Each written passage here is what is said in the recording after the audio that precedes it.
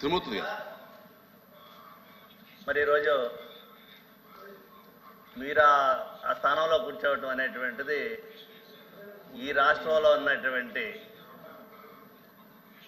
బడుగు బలహీన వర్గాల కాకుండా దళిత జాతి అంతా కూడా చాలా గౌరవంగా ఫీల్ అవుతున్నారనేటువంటి విషయాన్ని ఈ సందర్భంగా మీకు మనవి చేస్తూ, మనం మీతోటి పాటు నేను కూడా మనం అందరం ఒకే రోజుని ప్రమాణ స్వీకారం చేసినటువంటి పరిస్థితి ఆనాటి ముఖ్యమంత్రి వైఎస్ జగన్మోహన్ రెడ్డి గారి యొక్క నాయకత్వంలో ఒక దళితుడిగా ఇంత గౌరవమైనటువంటి స్థానంలో ఈ సభలో మిమ్మల్ని కూర్చోబెట్టినటువంటి జగన్మోహన్ రెడ్డి గారికి కృతజ్ఞతగా ఉండవలసినటువంటి అవసరం ఉందనేటువంటిది మనం చేస్తూ, మీతోటి పాటు ఎదురుగా ఉన్నటువంటి సోదరిమణి డిప్యూటీ చైర్మన్గా ఒక మైనారిటీ వర్గానికి సంబంధించినటువంటి ఆమెను కూడా నియమించడం అనేటువంటి జరిగింది.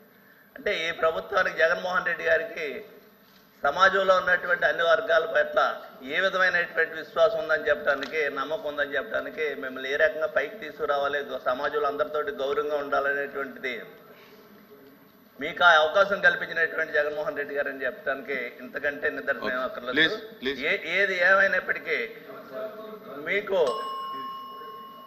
ఆ స్థానానికి, ఆ చైర్మన్ పదవికి హుందా తీసుకొచ్చేటువంటి విధంగా గడిచిన 3 సంవత్సరాలుగా మీరు పనిచేస్తున్నటువంటి విధానానికి మనస్ఫూర్తిగా మిమ్మల్ని అభినందిస్తూ, భగవంతుడు భవిష్యత్తులో మీరు ఇంకా ఉన్నతమైనటువంటి స్థాయికి ఎదగాలని, మీకు ఆయురారోగ్యాలు ప్రసాదించాలని చెప్పేసి మనస్ఫూర్తిగా మిమ్మల్ని అభినందిస్తూ అవకాశం ఇచ్చినటువంటి మీకు ధన్యవాదాలు చెప్తున్నారు. తక్కువగా మాట్లాడండి. లక్ష్మణ్ రావు ఇంకొద్దులండి, సరిపోతుంది. కూర్చోండి కూర్చోండి కూర్చోండి. లక్ష్మణ్ రావు మాట్లాడుతున్నారు. అరే మీరు లక్ష్మణ్ రావు మాట్లాడుతున్నారంటే మీరు వినిపించుకోరేమండి.